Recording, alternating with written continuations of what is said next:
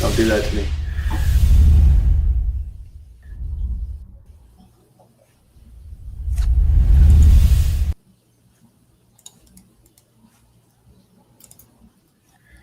Good afternoon, everybody. RT here with Hxro Labs, episode 24, Hxro Labs Live. How's it going?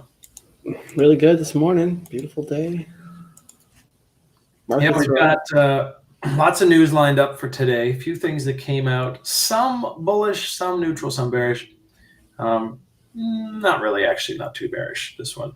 But tiny little exchange got hacked. We'll talk about that very briefly because it's pretty insignificant, but just another stark reminder to be careful where you keep your crypto. Also want to take a look at Grayscale's Ethereum fund. It's slowly coming back down to earth, close to what it actually should be valued at. Something I'd like to keep an eye on for my regulated trade account. If I can get some Ethereum exposure, why not? Yeah, those premiums have been absolutely ridiculous. I think Litecoin was 10x. Yeah, I think the Ethereum was close to 300% recently. So we'll dive into that. Let you know what one share of that stock should actually be worth, where it's trading. It's still at quite a premium, but it is getting a little more reasonable. And a few other outlooks. Now, we've got a few coins to look at as well, obviously. So we will get to the charts a little into the stream, and then we're going to end with some requests. So if you guys have any coins you'd like to see, looks like we got Anson in here, Colin Moon on BNSD, BZRX, YFuel, and he's calling 3X on all of them. So that's great. We'll pull up the chart. And we got Fausto here. What's going on? Good afternoon. We're live on TradingView. Everything's humming along. So let's get started. I'm going to pull up my screen here. We'll do a little news blitz to kick us off. News blitz. Yeah. Here we go. So let's start over here. A tiny Slovakian exchange, Etherbase, was hacked for $5 million worth of crypto assets. And as usual, they basically came out and said, we've reported to law enforcement, we are cooperating, blah, blah, blah, and we're going to make sure nobody actually loses any of their money. We'll see who did that and what that's all about. Not too... It's crazy how many small exchanges are out there that you just never heard of before. Yeah. Well, that's the thing, right? There's like 600, maybe 400, 500. And this one will not be a blip on the overall, but it's just a reminder of things like crypto. What was that one? Cryptopia. You just want to be aware. Like it's amazing to me how many times like a little shitty exchange gets hacked like this. And that was a gem exchange though. Like if you were looking for the gem hunters, Cryptopia for a while was the place to go. Oh yeah. No, I had an account. I like trading there, and but I would never keep anything on there. And that's why I struggled trading there, because a lot of times you want to keep your coin on there and have sell orders working or whatever. I couldn't because it just seemed too sketchy. And then sure enough, it died pretty hard. And sadly, a lot of people got caught up in that. So now we've got Uniswap, so you don't have to worry about it. Hold your keys. Now, Peter Schiff is flapping his gums again. Not really here to talk about him, but I was curious at the discussion in here about the Grayscale Ethereum Trust. So I want to pull up a little chart on that. Basically, learning some of the details here that, in fact, one share represents 0.0933904 Ethereum, which, according to Time of Press, was around $32. Now, if you see on the chart here, it's trading right now for $49.50. So there is almost a 2x premium baked into this price, which really, I guess, I think that's bullish. I think that speaks to the demand for this. People who maybe they're trading out of a 401k, an RSP, TFSA, depending what kind of regulated account you want to trade out of in Canada or the US or wherever else you are. Sure, everyone's got their own acronyms. if you want Ethereum in that account, it's not quite available yet. I know Wealthsimple is talking about having crypto trading. That could be huge. I remember talking Yeah. with those guys back in 2013, and they were open to it, but they just didn't see, like, there wasn't clear regulations or anything. There wasn't any good custody services or insurance. And that's what's all coming right now. So I think we're going to be seeing a lot more of these legacy institutions offering this. Yeah, it's confirmed. Wealthsimple is going to be, if not from Wealthsimple Investment, which is what I had with them, but a Wealthsimple trade account. And it's a sort of a separate product of theirs, but you will have access to at least Bitcoin and Ethereum. I'm not sure what other ones. And of course, that will, I'm sure, scale and grow. So that's really interesting. And it's interesting to see this is still trading at a premium, even after this huge amount of downside. So we'll see. I would like to, I'd be happy to pick up a few shares of this just to have some exposure in my other accounts. And that's an OTC market, probably waiting. I mean, this is at a pretty sick level TA wise. But I mean, God, if this ever fell below value, there's your value buy, right? Just say it's trading below. I don't know that would ever happen, but if it ever does, I will be buying it. And even if it's just slightly above, maybe puts in some bullish market structure, gives us a regular old trade. Now I can trade it outside of my typical crypto stuff. So that's kind of cool. And also, wanted to touch on this article I thought was interesting and brings up one of the old fears that actually was fairly prevalent during the bear market. So Walmart Canada's blockchain freight supply chain, proving its value, basically saying it's working great. This is awesome. Great for blockchain, right? Except for they built on DL Freight, which is this company. Carlos is saying hi. Information you can trust. So DLT Labs does service SaaS, basically saying we will set you up blockchains for your business. And I just confirmed with their team this morning that this is actually private blockchain. So even though they have sort of an DL ETH Explorer on their site, there is no token that you can buy. There is no shares you can enjoy for this company. They are serving Walmart in Canada, and they're doing it entirely on a private blockchain. In other words, they're harnessing the value and the benefits of blockchain without getting involved in any of these new startups.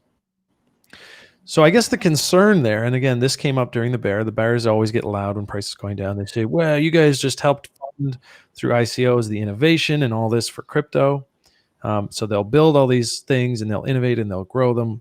But when push comes to shove, at the end of the day, a lot of these major companies are going to actually come out and just use either their own or a private chain and leverage all of that value or, innovation, but not in a way. But there's a lot of information that they don't want necessarily in the public eyes. Exactly. Or consumers' eyes.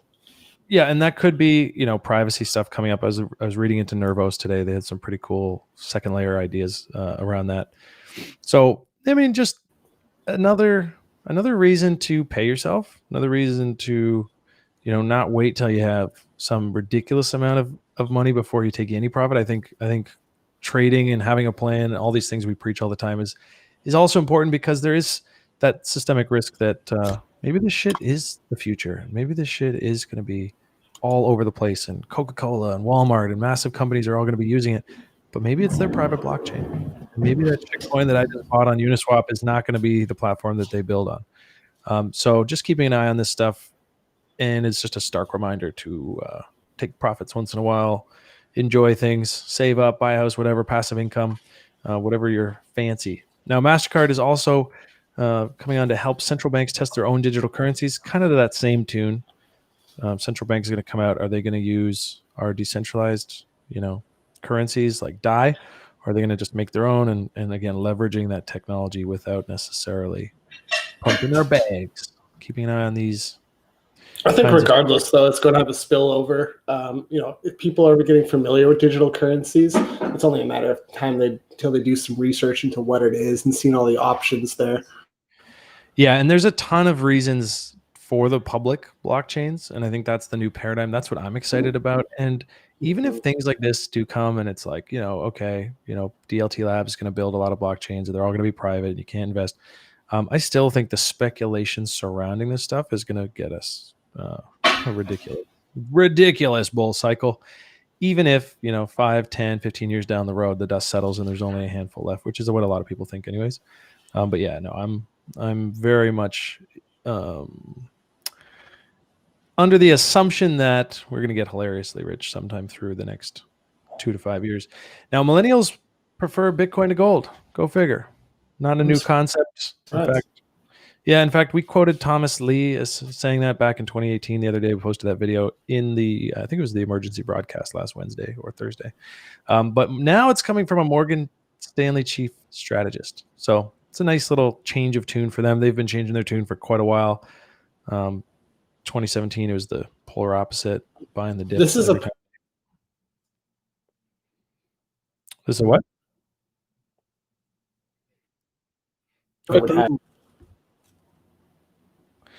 Is my audio still here? Yeah, Nick's going in and out. Are you back? I hope so.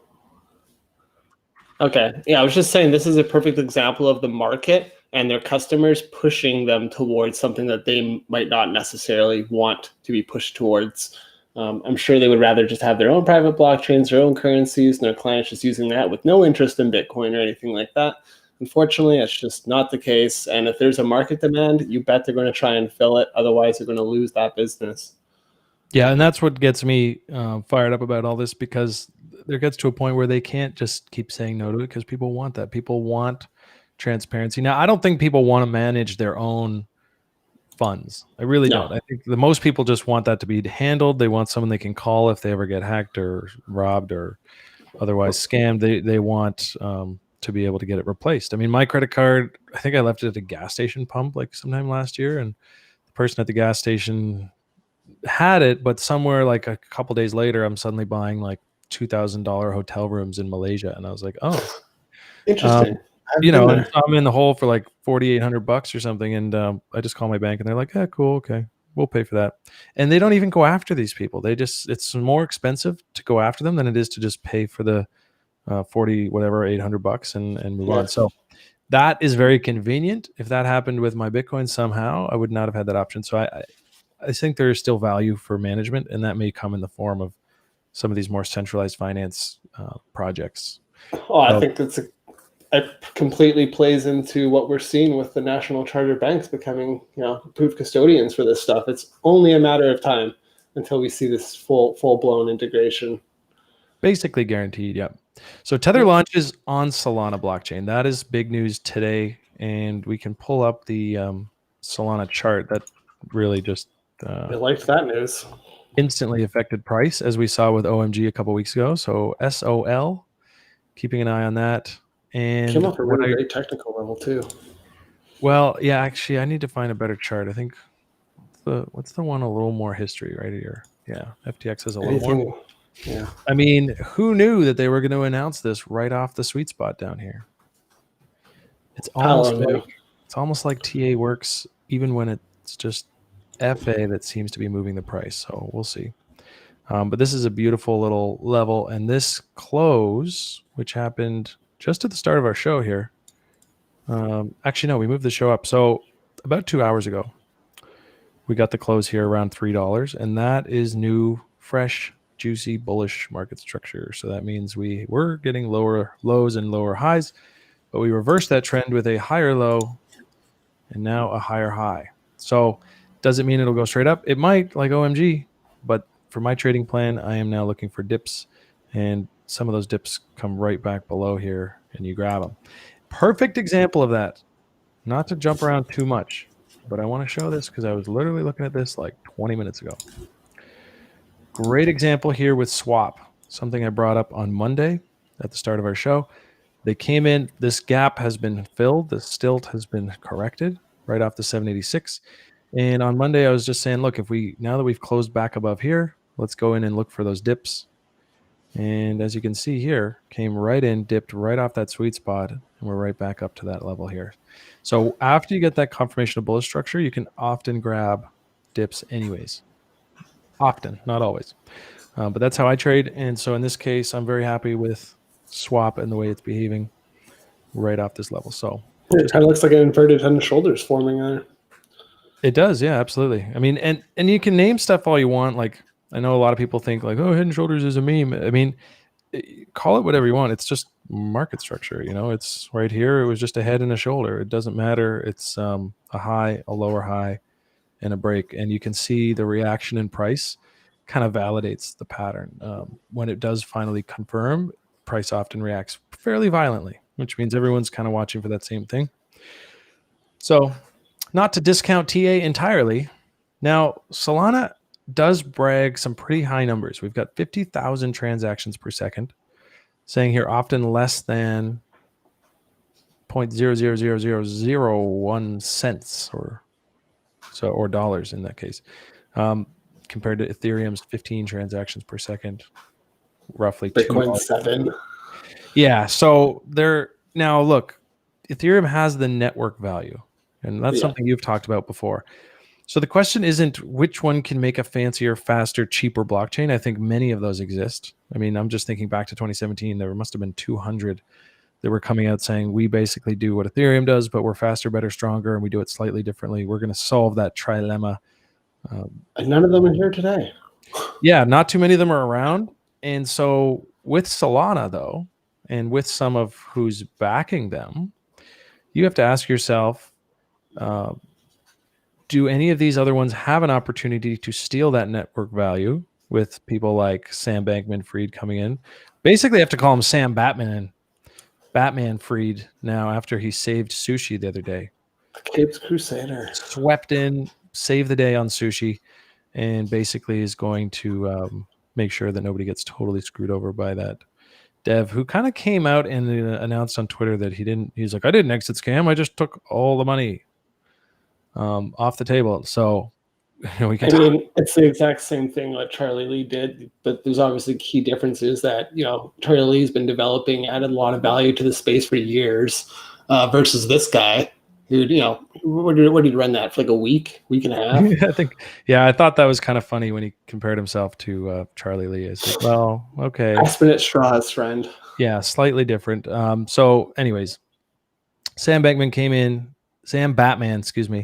came in and saved the day, and hopefully sushi will be back on its feet. Kind of already is. In fact, I have a chart ready for us right here. And you can see price stopped in its tracks basically when that came out. And look at that. It was just a little Wyckoff check back down to the breakout level. Go figure. TA lining up with FA all over the place. Now we've got a low. We just kind of came in. Bears had a chance to fuck off, but they didn't. The bulls stepped in. That's rising volume slightly.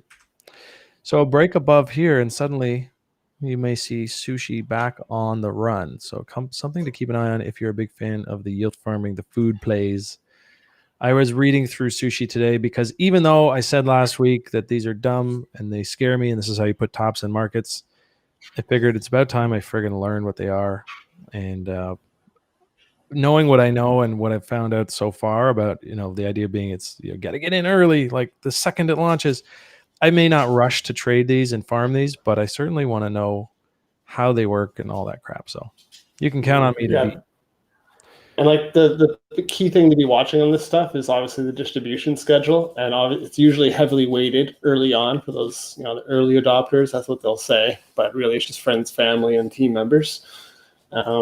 But yeah, a lot of these times, like what's the recent one that came out? It's the time. So like if you have the distribution on base, for example, that was only like a day or two, and it dropped, only one day, and it dropped off 50% every day past that. Some of this stuff is a little bit more fair, where they actually make the public announcement, and you have, say, 2 weeks for that first large tranche. So it's just a more fair launch versus this, there's a 6 hour 50% decay on token issuance for what you can get from this stuff. So it's good. I think we'll see a lot more of those projects coming out.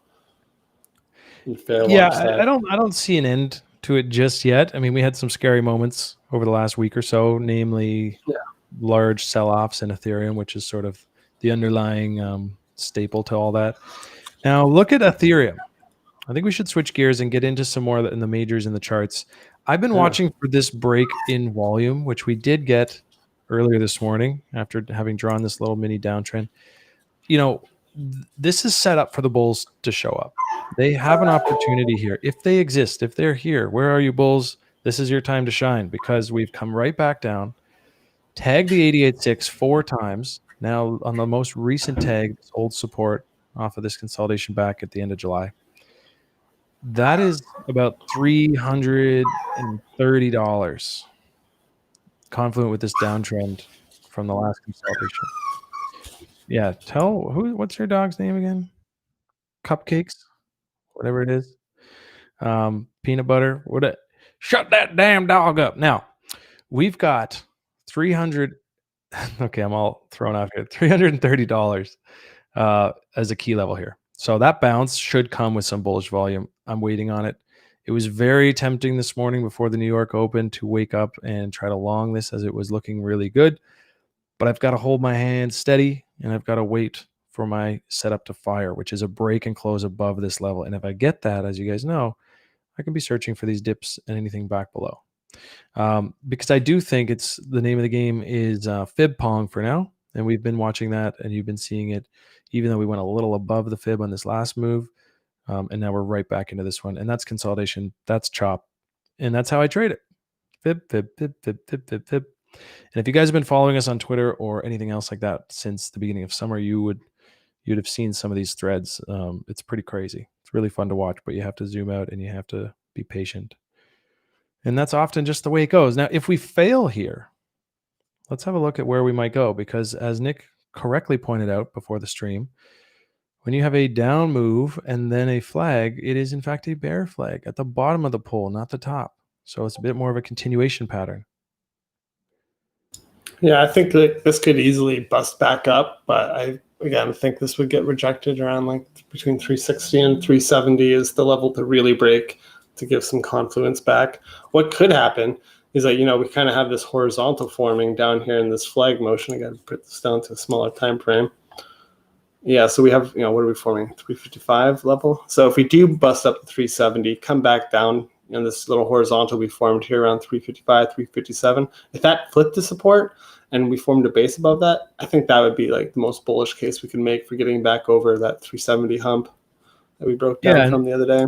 And even if you're not looking for new highs and you want to maintain your neutral bearish bias into the election, there's a trade in there for sure. And so, I will be watching this. This is a pretty clear-cut consolidation. Interesting to me, last night, nasty looking breakdown. At the moment, it just was like, okay, so we're going down. Closed right back up inside, broke down again, closed below, and then still just climbed back in overnight. So this to me is sort of, if you want to call it internal bullishness or just a lack of sell interest. I don't see, no bears really showed up. I mean, obviously a few of them did, but they were overwhelmed with buyers at these levels, even after 2 attempts. They had every reason they could have just continued. So despite the sell pressure and sell volume being prevalent through this whole little area, you can see I am definitely leaning to the upside. I'm just not going to long this resistance here. I'm going to wait for it to confirm because I don't really, just don't trade that way. But yeah, I'm actually short-term bullish now. So there you go. Take that, bear boy. I'll take it, but here we are down from 440 to 330, so I'm okay. Yeah. Well, hey, look, speaking of which, let's take a look at the dominance, how that's been affected by the ETH BTC pair, because ETH BTC, same kind of thing, came smacked into this key support that we've had drawn up basically since early August. So it's nice to have these levels on your charts, just leaving them there. And then as of course, my first play here was the pump chaser, right? Back when that happened. And we did come in and tag off in a bit, but it failed. So moving on to the next potential area down here in the RLZ. And then it just plowed right through. I mean, there was really no stopping there. And then it's right off key support. And now we're back in. Great bounce. Yeah, and we've been trading under the EMA until today. This is us potentially flipping back bull. So another reason why I'm pretty excited about the next few days, possibly even the next week, and what that might give us in the way of long side potential to some of these alts. And Bitcoin dominance came up, tagged this level perfectly. So don't tell me T8 ever works. I'm going to always refer back to the 1 or 2 random trolls that like to say shit like that, because I always just scoff at them when we get these tags. I have to pull this across. We are now on the 112th day of this risk on window. And despite me wishing we had just crapped out here after losing this big level here, I had thought maybe we'll just go into an accelerated move. We did not. However, we're still in the risk on window. and we're probably just going to consolidate around here for a bit. But if Ethereum BTC takes off, or if SOL and DOT and a whole bunch of others start to really ramp up, literally the whole ecosystem is. I believe that Bitcoin dominance over the long term will decrease as more solid coins with good networks behind them, an actual real world use case, come into the space and just eat market share. Not necessarily market share just from Bitcoin, but the total market capitalization. Yeah, and you know what? I want to make a note. I think we should reach out to TradingView and ask them how they calculate this and what their rules are for adding new projects to the dominance sort of formula. Because you got to figure, Ethereum going up in price versus Bitcoin is not the only reason that dominance will fall, right? If 50 new projects are created and they each have $100 million market cap, then, that's a large amount of dominance taken away. And so, like CMC, you can kind of get a sense of what their rules are for adding new coins. But let's maybe reach out to TradingView and see if we can find this out. I'd love to know. Yeah, it would be important to know where they're pulling their data from here. Yeah, and how they're factoring in new projects and maybe old delisted ones. Like I'd love to get a little insight into that. So we will reach out to them, and if we hear back, or when we hear back, we'll be sure to let you guys know. So that's my 2 cents on the macro or sort of the majors. But what I want to look at today is the Chad whale. Our Chad whale has not left the building yet. Very impressed to see, in fact, that this level is holding up really nicely on the ETH long open interest, basically meaning that they have not started to, at least apparently, are not distributing their position. This could be distribution. This could be them, dumping out of their longs while the public keeps pressing it up. Like, who knows? But until this level breaks, I don't think there's any reason to be worried about them kind of offloading their position. And because they spent basically from February all the way up until now building this position, it doesn't really make sense to me that they would run at the first major dump. In fact, I was a little concerned, though, that they didn't add. It appears that they did not add. Can't never know for sure. But this was the first time we saw a major sell-off where there wasn't another large increase in long open interest. And that just may be them waiting for lower levels. Who knows? But if our Chad whale, if this does break down below these levels, that'll be the first time, basically during this entire huge rise in long open interest, that we've seen bearish market structure or any signs of reversal. And that to me would be a sneaky signal that we could add to our other TA and perhaps get a little edge if Ethereum is going to get up into this short RLZ and we see that rolling over. Ooh, what a sick trade that's going to set up. Love it. That'd be interesting. Yeah. Yeah. So if you have any thoughts on the majors, maybe the NASDAQ, you want to touch on the S&P. I haven't even looked at that shit today. Not really my pretty strong rallies across the board. Cup of tea. I sometimes look at the SPX, but that's about it. Every time I go to look at the SPX, I type in SXP. So there you go. Mm-hmm. Well, that's second nature at this point. But yeah, like the S&P, strong rally off. It did break that former all-time high block. The Fed or whoever came in and rescued this, but it's still well below all major throwback levels right now. So am I, calling a confirmed reversal? No, not just yet. Probably have to reclaim that 34.85 level. So yeah, keeping an eye on that. If that rolls over, expect crypto to follow. But for now, super strong bounces. U.S. morning, I think stocks are up 4 to 6% on average across the board as well. I think yesterday we kind of commented that Tesla was at a pretty key level there off that former resistance. And I think that Tesla's actually a pretty good marker to go off of. Yeah, you can see it right here. Yeah, why don't you pull up the Tesla so I'll put this on chart? It bounced off that level as far as I remember after you tweeted about it. Yeah, this is just a classic Wyckoff. Support becomes resistance. You can take it really down. So you can see that. We were saying if this didn't hold, we were looking for, about 15% lower down here. But again, Tesla, little bounce off the weekly level there, but so far has not reclaimed any of the I don't even know if I should call this weekly support. It literally just went up in a straight line. So who knows where this actual support resistance levels are past this. But I guess, just looking at the wicks, I'll be looking for around 385 to flip back to support. Otherwise, this could just be a little reactionary bounce off these major levels right here. Have you traded Tesla at all through this year? No, I haven't taken a Tesla trade since this thing was back down at like 360. With crypto being as volatile as it is, I just don't really have much. I don't have any interest in the legacy stuff. Yeah, I've dabbled in it a little bit, not Tesla, but like some stock trading this year. Not active stock trading, more just like taking up positions on dumpy, shitty looking W's on charts that are looking primed. And oddly enough, though, the only thing I ended up in was like a friggin' Ethereum mining stock. So I'm just a little too crypto heavy, but whatever. I'm bullish. Like inevitably, Ethereum mining is going to zero. Well, that's not very bullish for my one stock, sir. I mean, like the proof of stake is going to pretty much take care of that, isn't it? Well, I better plug it right here and now to make sure that it pumps before I get, tags in my bag. But look at this stock. I mean, that's a shitty little OTC stock. iMining, blockchain, cryptocurrency. It's a Canadian company. It's trading at 6.5 cents. Looks like it's got some W's working. I don't know. I like it. There's going to stay on POW though, right? It's going to be POW, POS.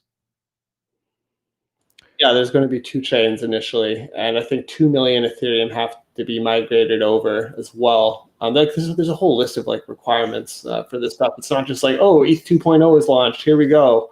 No, like the proof of stake is going to like be minted on its own chain and stuff, and there's definitely going to be a transitionary period here. Okay, well, look, I just need this move, and then I can take my money back and have a free position forever, if they ever, they'd ever moon. You never know. Maybe they'll pivot into mining something cool. That's not switching POS, but anyway. Yeah, as I run to quietly panic sell my iMain stocks. So that's about the only stock I bought this year. Womp womp. Now, actually, no, there's one other. Since we're talking about it, why not? Where's Hut 8? There we go. Another Canadian mining stock. This one's for Bitcoin, though. Got a free position out of it earlier this year. Banging out a double. I forget where I did it. I think it was RLZ here, possibly. Yeah, I think that was it. It was this one here. In the internal data, it's on Hut 8. It's not great. Basically, a lot of these miners, Bitfarms is another big example in Canada. This is if people don't know, Hut 8 is a subsidiary, or was a subsidiary of who's the other big miner? Not Genesis, Bitfury. Sorry, it was Bitfury. And I guess what I thought was interesting, they raised a little capital debt round, and Bitfury did not take place. They've participated in every other round they've raised, so I thought that was kind of interesting. Like, are they trying to, part ways? I don't know. They ended their exclusivity contract with the Bitfury gear, which makes sense. It's like, I would argue that contract may have killed this company, because Bitfury stopped really being competitive in the mining gear space a couple of years ago. So. Yeah, and if you're locked into a producer or a manufacturer, you can only get equipment from them, and then they're pivoting their business. It's like, well, fuck. Not ideal. No, luckily they did get out of that contract a couple months ago, but they basically got bailed out from Bitcoin increasing in value. It gives them a little bit more burn room, but yeah, the financials don't look great. Okay, well, that's 2 for 2 on stocks that I own that you don't like. So it's such a tough space to play in. Like, if you don't have all those connections in your supply chains, it's painful. Well, this one's a free position. I actually added to it down in this RLZ, and the other one I just have some. So it is what it is. Now, good news is my stock portfolio is about 4% the size of my crypto portfolio. So go fuck yourself. Now, here we are in Solana. I really like this stock. I think we've got a few other names though, or excuse me, this crypto.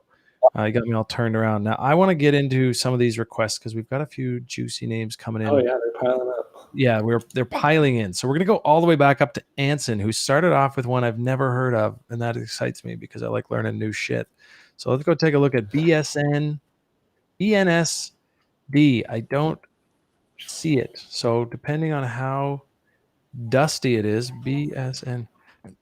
Could it possibly be like a uni pair? I've never heard of that one either. Oh, it's not on the uni one. BSND. Dude's just fucking with us.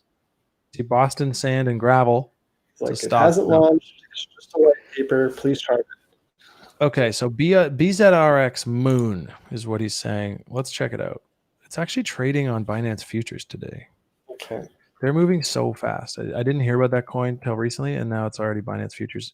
Okay, check this out. This is actually a really sexy chart. Thank you for bringing this to our attention. So as you guys know, I like to buy in certain locations. I like to buy after I see certain things, blah, blah, blah. And I'm seeing all of that with this chart, like right at a glance, I can already tell you. So let's just have a look. We've got the divergence. That means the price was coming down, and near the end of its move, the MACD started rolling over. So the momentum of the move was slowing. It is now reversed on the MACD. So we've got a confirmed bullish market, confirmed bullish divergence. We've also now got confirmed bullish market structure. A lot of this going on in crypto today. Very sexy. So yeah, fuck, all systems go on BZRX. I obviously at this point, yeah, I could buy here. I'd rather wait for a dip. Something back below that breakout level often does happen, as the people who are buying these lows maybe take some initial profit. Maybe they're squeezing you out, whatever. This is what I'm going to keep an eye on, because I can actually trade this on Binance Futures now, which means I can, you know, put $100 in and get like a $4,000 position and only have to tie up $100. So let's go see. I'm going to keep an eye on that. That chart looks really similar to swap. Doesn't it? There's a lot of these charts right now. In terms of market actually. structure. Yeah. Yeah, in terms of market structure. BZRX. I'm actually putting that on my little notepad here because I always forget what to go look at after the stream. So shout out to Anson. Thank you for that. That is a trade. It is fired. I'm going to go trade it. Great idea. Now, Y Fuel. Okay, well, let's just go to Y Fuel. I got it already here. And I think if I go off this chart, because it's ChartX Pro, I don't think they even save the chart if you even leave and come back. So probably only on ChartFX. Yeah, I couldn't see BNSD on ChartFX either, but let's check it out. ChartFX. Maybe that's different than ChartX. Either way, ETHverse, one that I'm watching very closely. I have a fairly sizable position in this one. Through this consolidation I have added, we are at critical levels, being the 786 right down here. And their private beta is pretty close to going live. Very excited to get to jump into ETHverse, see what the Minecraft world has in store, test out their smart contracts that they've layered on top of it, so that, for example, if I own a plot of land, I can go on it and I can give permission to other people to go on it. But then if they don't own it and I don't give them permission, they can't enter that part of the game. So you can literally own land as an NFT. You can even, there's going to be like an auction for them, and then you can borrow crypto against the value of your land. So that's going to be a totally new thing. I think it's the DeFi added to basically what Decentraland's doing, which is having their own virtual world and land sales and people speculating on real estate. Very excited about ETHverse, and they're sitting at a very sexy level.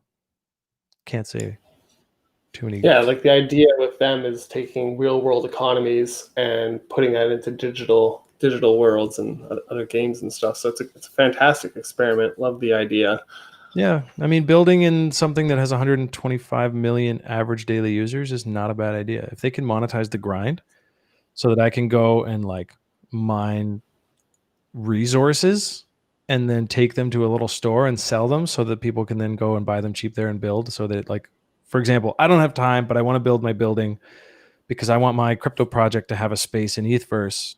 Well, I'll just go to this little shit store, which probably, by the way, I'm going to create and run myself. And I'm just going to spend a small amount to get all these resources that were gathered by other little pukes running around. Like, I could get my little nephew and like be like, yo, go gather all this stuff and then bring it to my store and sell it to me, and I'll resell it for like a penny more. Like, you know, there's going to be a whole economy. So I'm excited to play it and try it. And I am speculating heavily on ETHverse. Now, what else we got? Y Fuel. Now I can try Y Fuel, because I think once I leave this chart, I will lose it. Yeah, there's Y Fuel. Let's see. Ooh, okay.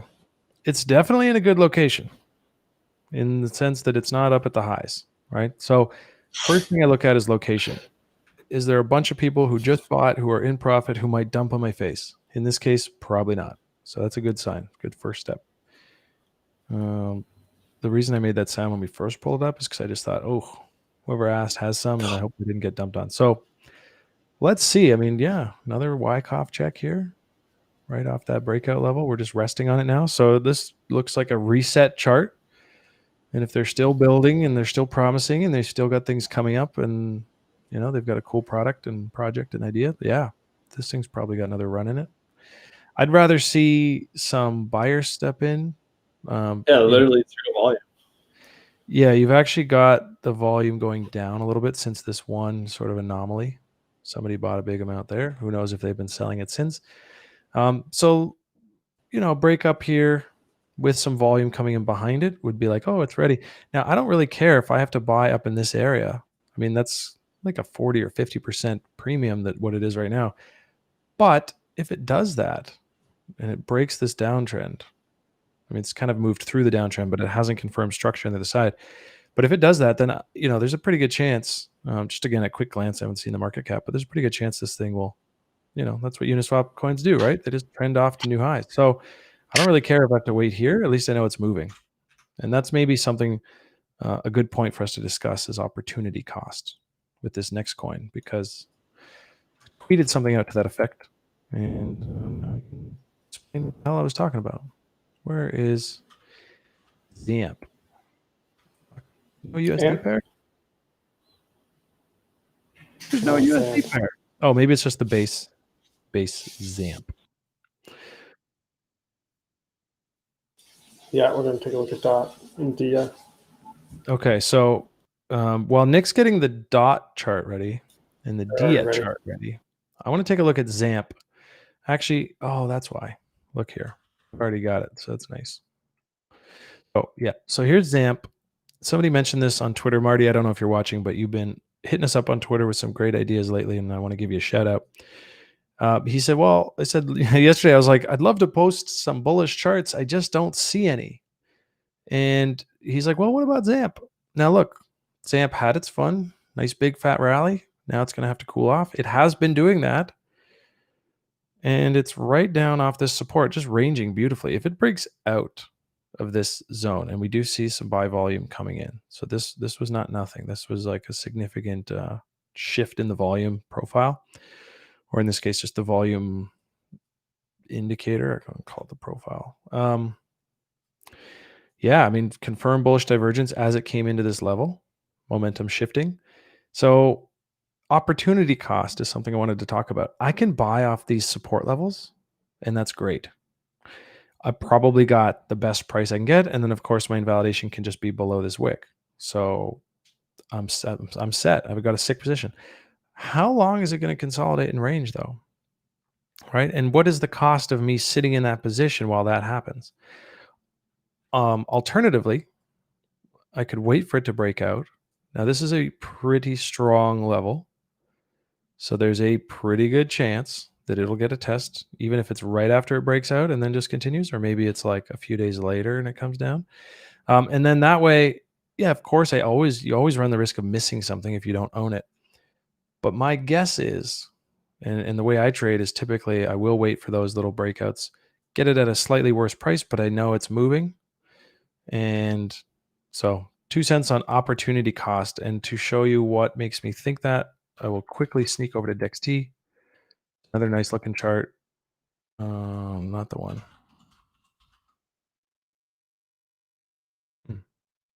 Swear I had some ink on this one. Oh well. Thank you, Uniswap Vision. Well, as you can see, it's been down here ranging, and it's just, I mean, what is that now? Like 28 days, roughly.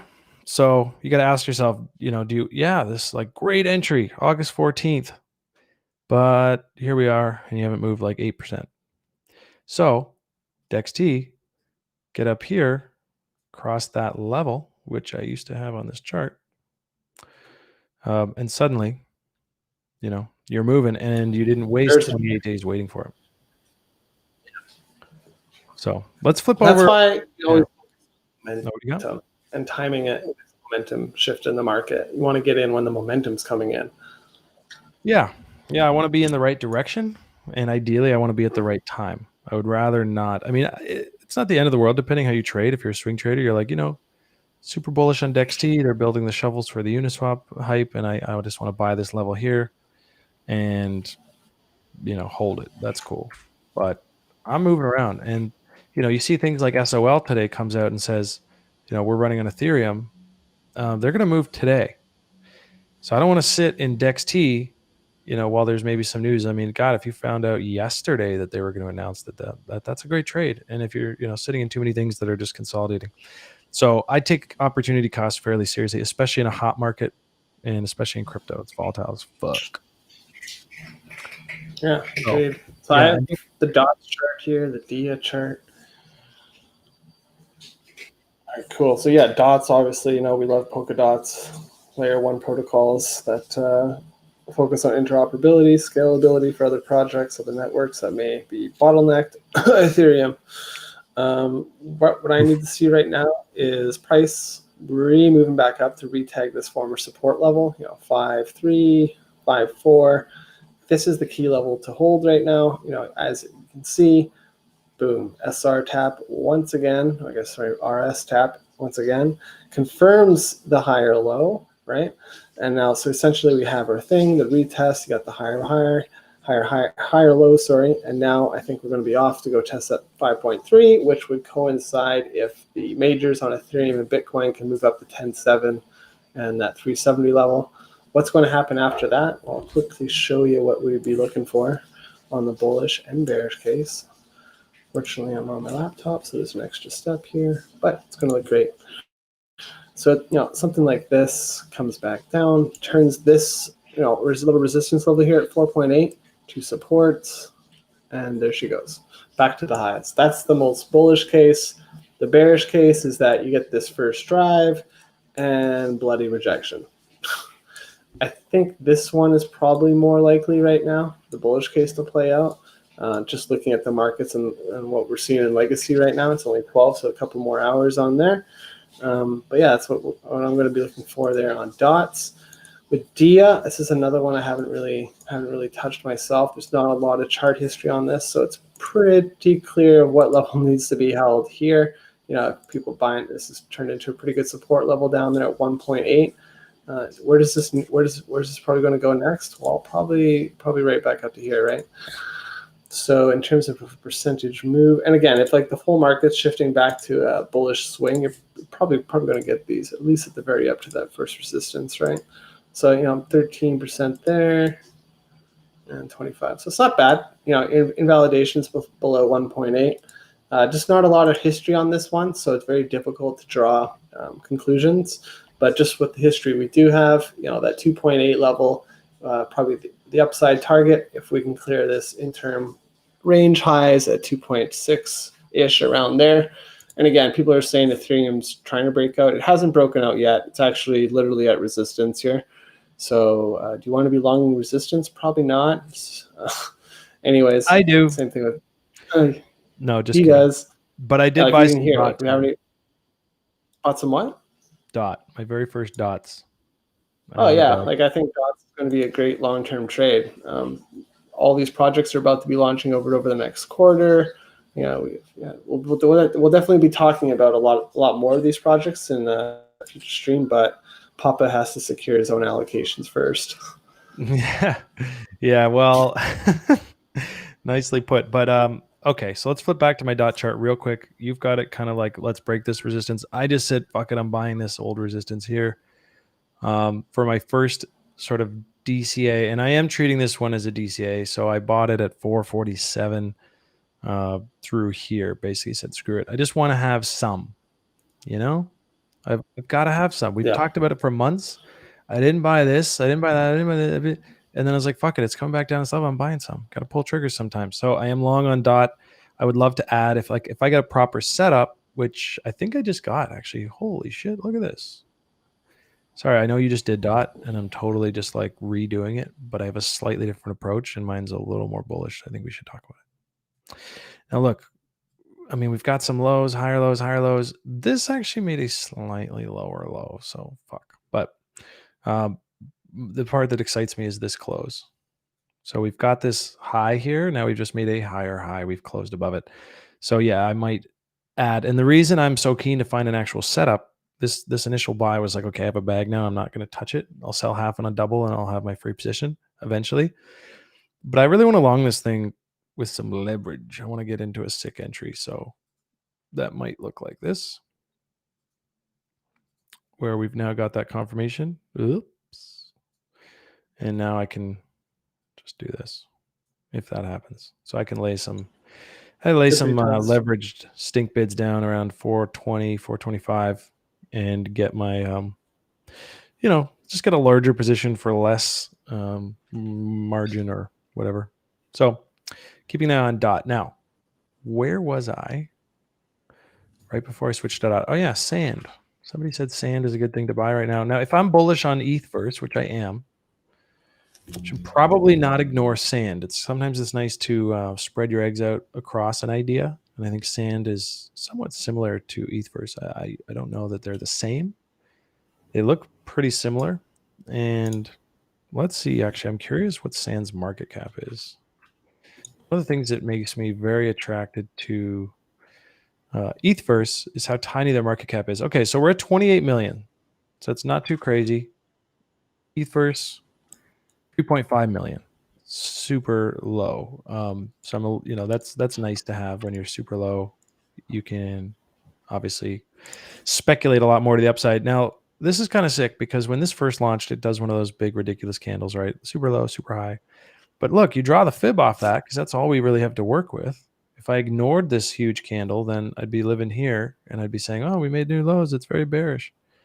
But interesting that if you draw it off that initial candle, you actually get the play on the fibs. We have the 618, perfect double tap.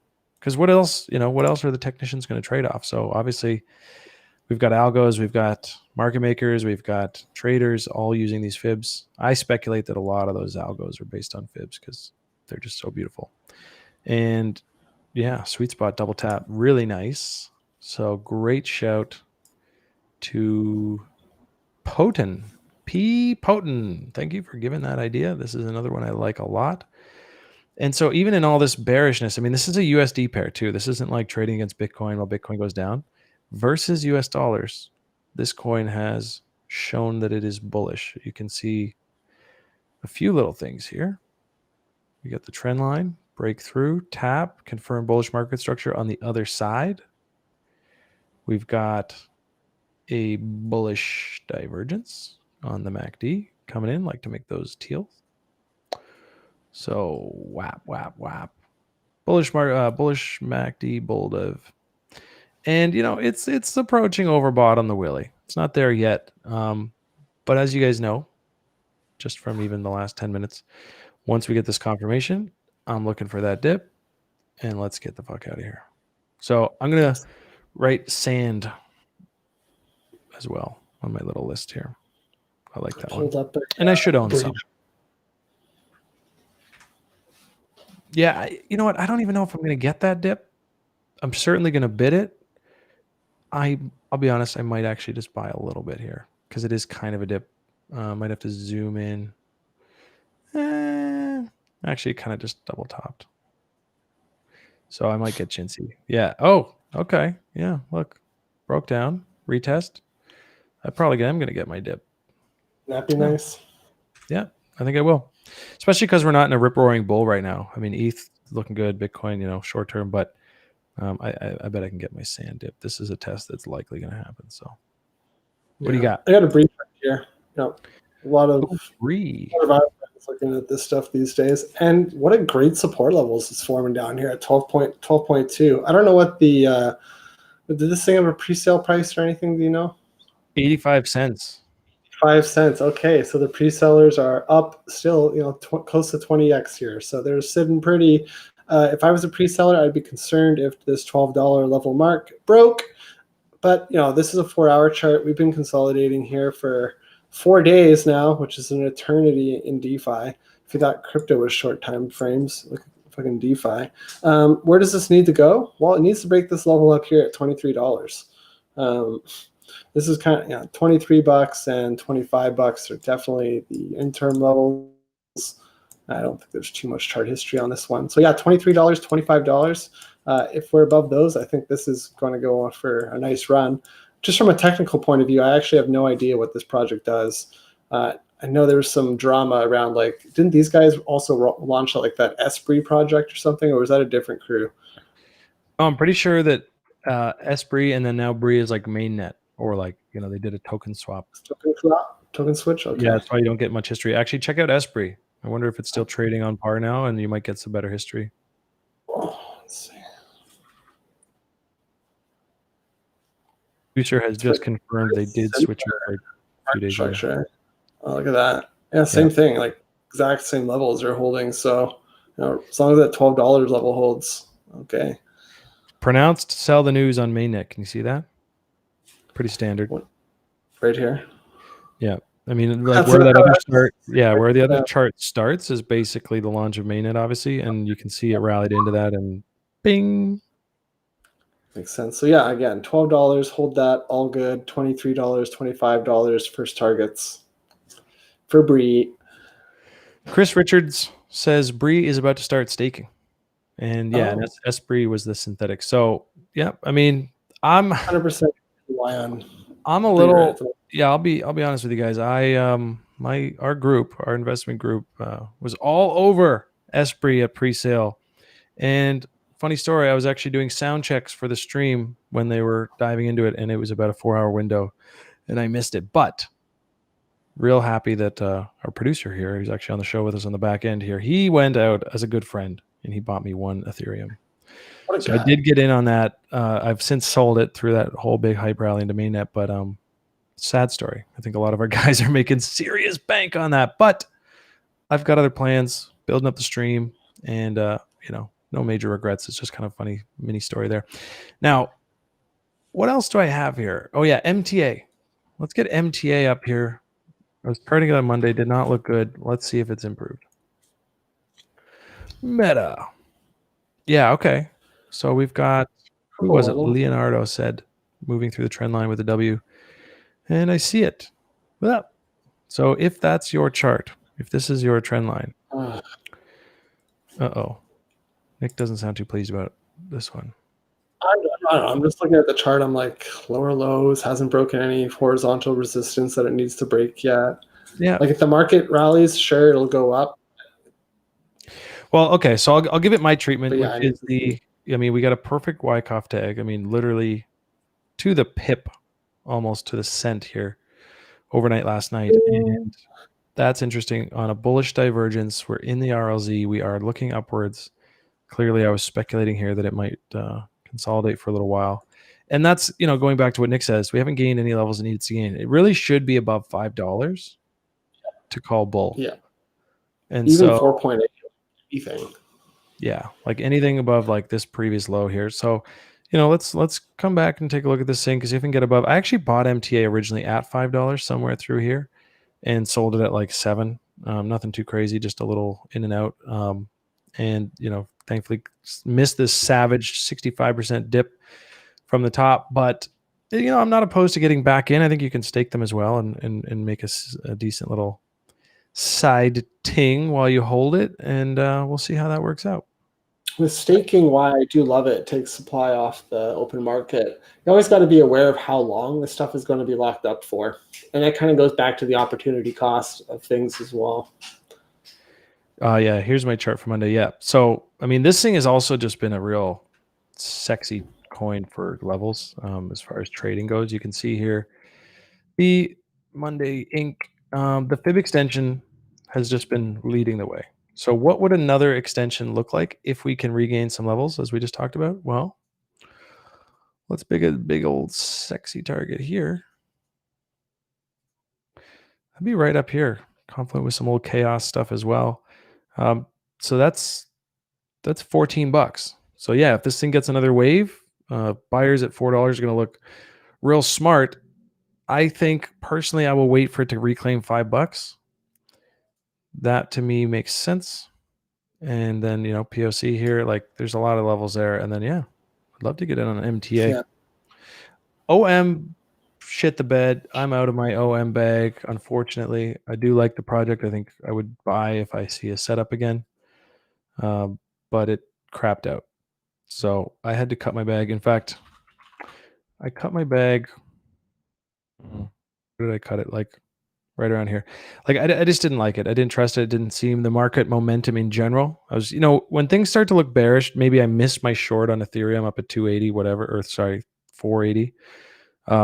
And then I go looking through my bags and I say, well, what else is probably going to crap out? What else is going to shit the bed? And it hasn't yet. And OM was like holding up. This was like on the 4th. So let me see if this is correct. Yeah. So see, Ethereum was already dumping down to this level. It had already reached here. So I just go looking around. I'm like, look, well, my OM's basically right where it was. I mean, it was down versus USD by then, but it was basically on par with ETH. So I cut my bag. And so far, that looks like a good idea. It's still making lower lows. So this push up today is great, but it needs to make a higher low for me to get excited. So we'll see when this little rally wears off, where it settles down to, where the buyers step in. If there's buying support, I imagine there will be, because it's DeFi, because it's Polkadot. But for now, I'm out of my ohm, and that's why. And, I got a Wi-Fi chart. I know a lot of people like looking at this one. Wi-Fi is the leader of the YF tribe. True. Bounced off a pretty good level here. I know this is the second support that we were eyeing, that 18,000, 19,000 zone. What does it have to do right now? Well, it has to break 30,000. That's the local range resistance up here. If it does that, opens, again, there's not a lot of chart history here, but the next logical target would be around 36.5 or so. Kind of off this level here. I guess there's something here. You got 2 wicks into it, so it's kind of showing you that there's some formation of a level here. So yeah, my chart's up. Yeah, if we can clear this 29.5 level, target up to 36, what could that look like in terms of a market path? Well, we're going to use our squiggly line function here with Wyckoff as entries and confirmation tool. So what we could see here, womp. Up she goes. If we do get in here, I don't think it breaks it on the first go. The most bullish thing that could happen would be coming back down here. You could even support off here, right? Either off that level there or back down to 30,000. Nice round number.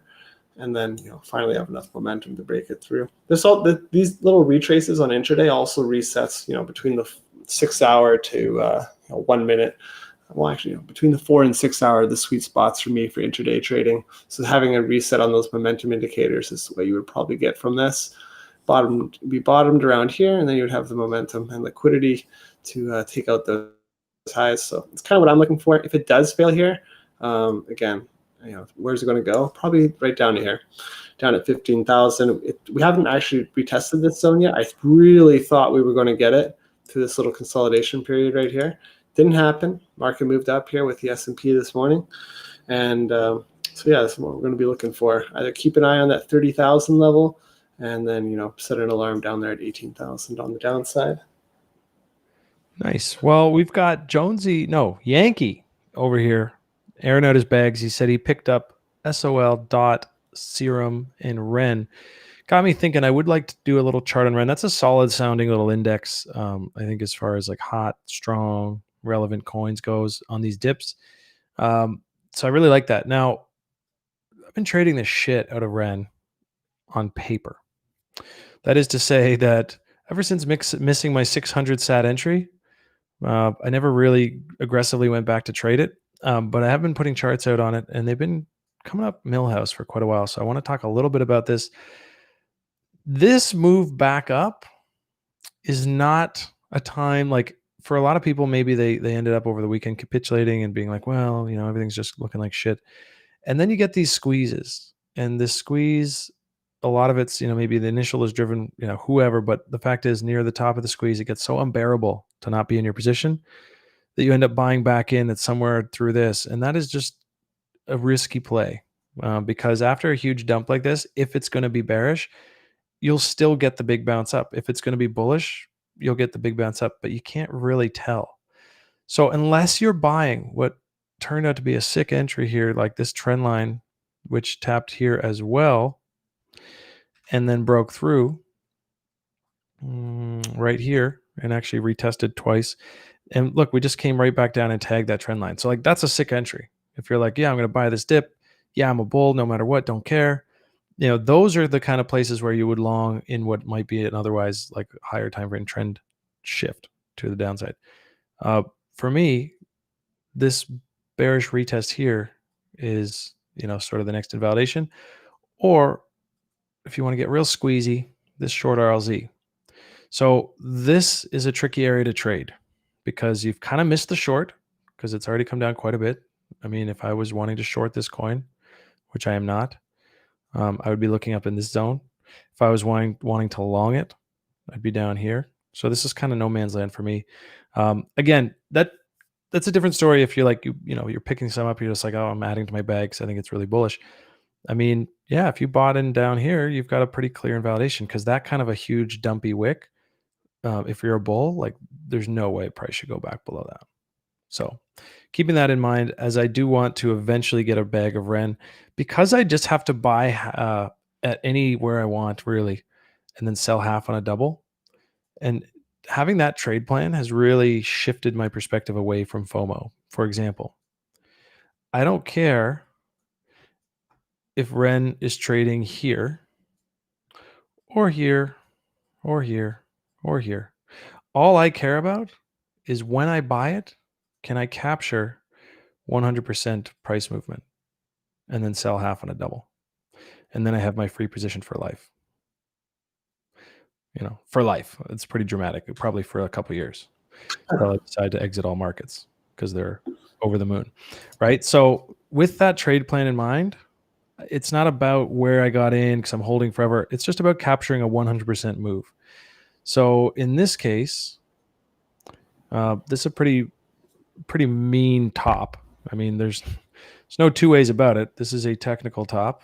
There's a high. Yes, it's a higher high, but it was on lower momentum, falling volume. And sure enough, we crapped out.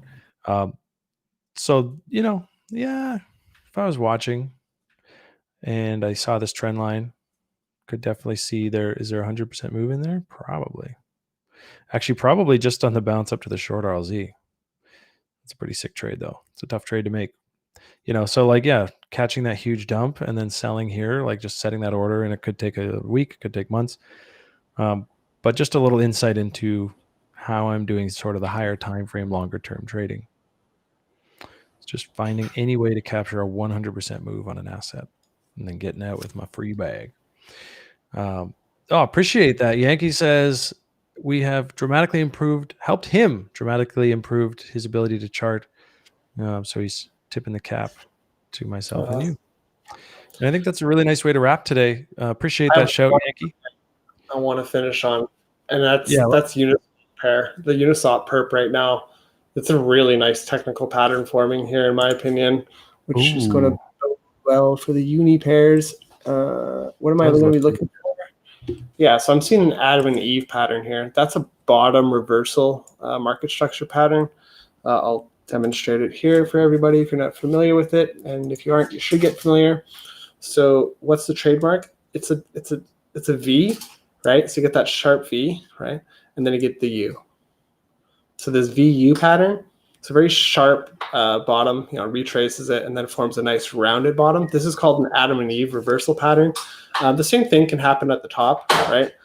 Just invert those. So what are we looking for? Well, we're looking for this horizontal, basically right here at 350 to clear, and that's going to give us immediate upside to up to here. So that's that's good for a 10-12% move. The inevitable target, in my view, is going to be up here at 31.8 up to 33,000. Again, this is a index of the top 100 liquidity pools coins on Uniswap. And I think it looks good. If we do see the Ethereum market move up here again, right now it's just at resistance. But if we do see that push up to 370 here, expect these Uniswap pairs to follow these trades. And finally, to show that example, this is Falcon Swap. They had pretty good sale, but again, same thing. All these pairs look very similar to this right now, starting to pull up there off their support levels down there at 15 cents. It's breaking the diagonal. What's that first target we're looking for? 37.5.